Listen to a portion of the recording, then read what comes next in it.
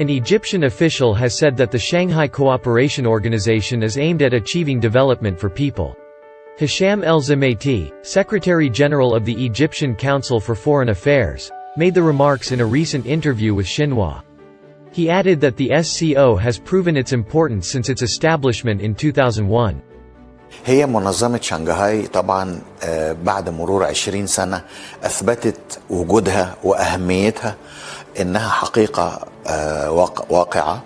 هي مش بس تضم 8 أعضاء، لكن أيضا لما نضيف المراقبين والشركاء ومنهم مصر، فنجد أنه هذه المنظمة اتسعت كثيرا لتضم يمكن نصف سكان الأرض.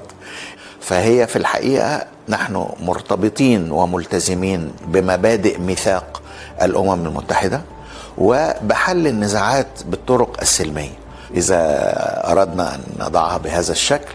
وفي نفس الوقت إحنا في عالم يعني لابد أن نمر بمرحلة استقرار من أجل تحقيق التنمية للشعوب.